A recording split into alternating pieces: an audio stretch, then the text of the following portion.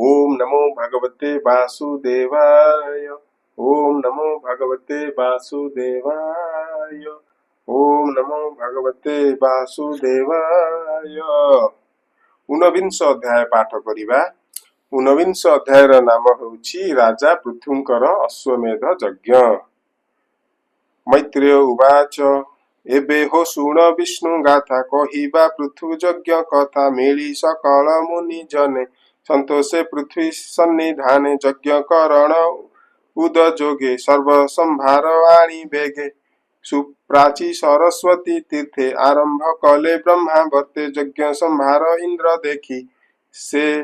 न सही मने हेला दुखी से यज्ञ यज्ञपति हरि प्रत्यक्ष हेले दया करी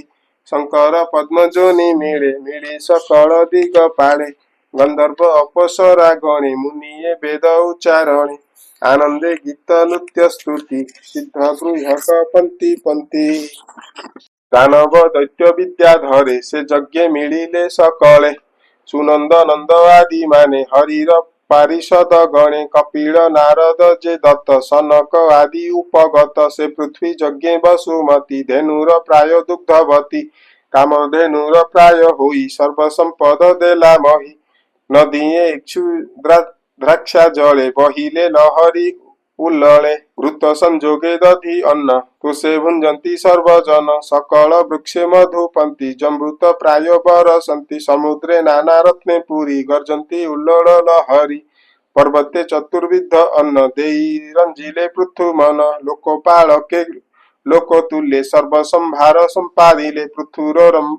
यज्ञारंभ चाहि बासव मने विचारई ए पृथु सत कतृ कले लभिब इंद्रपद भले मोर संपद जीवनाश एमंत चिंती छाड़े श्वास यज्ञर उन्नसित अंते आत्मार हित चिंती चिते यज्ञ पशुकु हरि नेला निज भुवने विजे कला आकाश मार्गे इंद्र गला पाषांड धर्म आचरिला धर्मे विभ्रम तार मन सभये चित छन्न छन्न अत्रि जे यज्ञशाले थिले अश्वर हरण जानिले पृथुपुत्र कुराई बेगे इंद्रर कर्म तार आगे कहिले अश्वहर बाणी पृथु तनय ताहा शुणी धनुषर धरी करे शून्य धाइला कोप भरे डाकई रह रह बाणी सभये इंद्र ताहा शुणी निज शरीर छन्न कला जटिल रूप प्रकाशिला भस्मभूषित देह चाहि पृथुनंदन विचारहि जटिल भस्म एहा गात्रे एहाकु मारिबी केमंते एमंत मने विचारिला इंद्र को बाण न छाड़िला तार रहिबा पथ देखी अत्रि यज्ञशाल उपेक्षी बोलई इंद्र बेगे मार स्वभावे यज्ञ अश्व चोर डाकंती मोर मार बेगे ता शुणी इंद्र शून्य मार्गे भये चाहई दश दिशे स्वभावे केही नाही पासे हेमंत अत्रिर वचन शुणन्ते पृथुर नंदन धाइला शून्य कोप करी हस्ती को जेसने केसरी बासव देखी त्रास मन अश्व को छाड़ी अंतर्ध्यान रहिला शून्य मार्गे जाई पृथु नंदन विचारही अश्व को घेनी महारुषे इंद्र को चाहे दश दिशे न देखी पुणी यज्ञ स्थाने मिलिला अत्रि सन्निधाने अश्वर रज्जु करे धरी अत्रि चरणे नमस्करी तार अद्भुत कर्म देखी मुनिये नाम उपलक्षी विष्णु उद्देशी आणे अश्व देलेता नाम विजिताश्व पुणी ही रजनी प्रवेशे इंद्र मिलिला यज्ञ देशे देखिला केही नाही पासे से पूर्ण मनर हरसे यज्ञर जुपतळु छन्ने हरिला सुवर्ण रसने विचारी अंधकार छळे अश्व को पुणी नेला बळे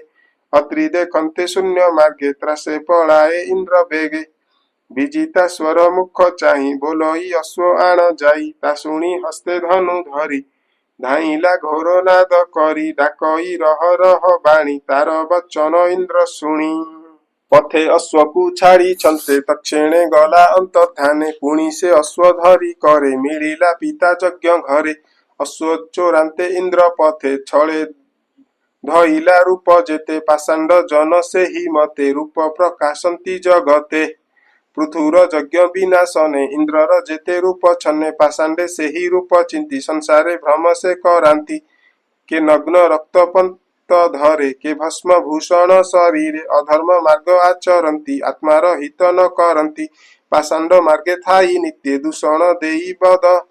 वेद पते से रूप प्रकाशी ब्रह्मांडे निगमने निंदिबे पाषंडे ताहांक मत जे करंती अन्ते नरके प्रवेशन्ति से कथा शुणी पृथु कोपे इंद्र इंद्र जिज्ञासे देह कंपे इंद्र मारणे कोप करी निज को दंड सर धरी कोपन्ते अरुण नयन प्रचंड विराजे बदन पृथुगमन देखी रणे बेगे मिलिले विप्रगणे इंद्र विषये कोप बही बोलंती पृथु मुख चाहि भो पृथु शुण धर्म कथा आगम निगम व्यवस्था पशुर बिना आन बध यज्ञ रे अटई निषेध तो यज्ञ कीर्ति नासे इंद्र आंबे नासी भूता नरेन्द्र मंत्र आह्वान बळे करी अग्नि रे आहुति को धरी नासिबु तोहरो अहित तोरो मारिबा नोहे जुक्त हेमंत पृथु आगे कही ऋति जे अति कोप बही सूर्यकु सर्वे धरी हस्ते अग्नि रे आहुति दियन्ते ब्रह्मा मिलिले तत्क्षण समस्त मुनि सन्निधान इंद्र हित चित्ते बही बोलंती मुनि गणे चाहि शुण हे सर्व विप्रवर जाहाकु यज्ञ तुम्भे मार जे देव यज्ञ भाग भुंजे से देव देह इंद्र तेजे हे इंद्र नारायण तनु एहाकु छाड़ तुम्भे मनु एहार देहे सर्व देवे नित्य बसंती यज्ञ भावे आहुति जार मुखे देई ताहाकु कोप न जोगाई एहाकु कोप तु न कर यज्ञ पुरुष अर्थे बर ए धर्म परम कारण अशेष सृष्टि उद्धारण ए यज्ञ द्रोह कर्म कला पाषांड पथ विस्तारिला पाषांड उद्धरिबा अर्थे तो अवतार ए जगते तु से सकल गुणमणि अपूर्व नोहे किछि पुणी बेणर देहे जेते दोष तो जन्म कला ताहा नाश तु एबे मोर बोलो कर पाषांड प्राणी की उद्धर मैत्रेय उवाच हेमंत ब्रह्मार वचने इंद्र को कोप छाड़ी मने यज्ञर अभवृत स्नाने दक्षिणा देई विप्रजने यज्ञ तो शीले सर्वजने अन्न वसन धेनु दाने से विप्रजन होई तोष पृथु को करंती आशीष ब्रह्मा वचने सर्वदेवे तोष होइले यज्ञ भागे हेमंत कही पद्म जोनि संगे सकल विप्र घेनी तक्षणे गले निज स्थाने शुण विदुर तोषो मने कहई दास जगन्नाथ भाषा प्रबंधे भागवत चतुर्थ स्कंदे पृथुवाणी शुणी संसारुतर प्राणी इति श्रीमद्भागवते महापुराणे परमहंस्यां संहितायां चतुर्थ स्कंदे पृथुचरिते अश्वमेधे एकोनविंशोऽध्यायः 19 अध्याय समाप्त। जय जगन्नाथ। ग्रंथराज श्रीमद्भागवतम की जय।